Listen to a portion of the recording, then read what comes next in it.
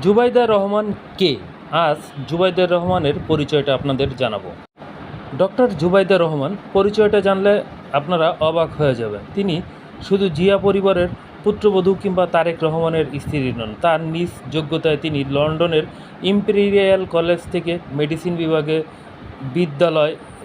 বিদ্যায়ন করে record number ও স্বর্ণপদক নিয়ে এমএসসি করেছেন। বিশ্বখ্যাত এই সুনামধন্য চিকিৎসকদের সিভিল সার্ভিস বিসিএস পরীক্ষায় প্রথম হয়ে 1995 সালে চিকিৎসক হিসেবে প্রজাতন্ত্রের চাকরিতে যোগ দেন। সিলেটের সম্প্রত জমিদার পরিবারের জন্ম। এই মহিয়ান নারীর জেনে নেওয়া যাক তার আরও কিছু পরিচয়।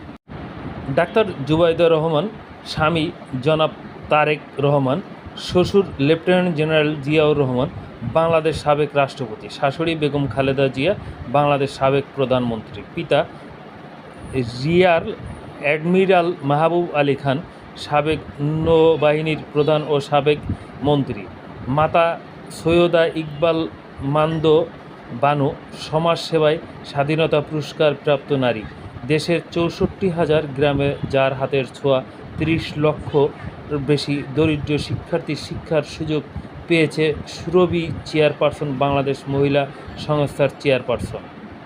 দাদা আহমেদ আলী খান, ভারতবর্ষের প্রথম মুসলিম ব্যারিস্টার, আসাম কংগ্রেসের প্রেসিডেন্ট, নিখিল ভারত আইন পরিষদ সদস্য, হায়দ্রাবাদ নিজামের প্রধান আইন উপদেষ্টা। দাদি জুবাইদা খাতুন, অভিজ্ঞ আসাম, বিহার ও উড়িষ্যার জমিদার খান বাহাদুর ও ওয়াসিমউদ্দিন আহমেদের মেয়ে।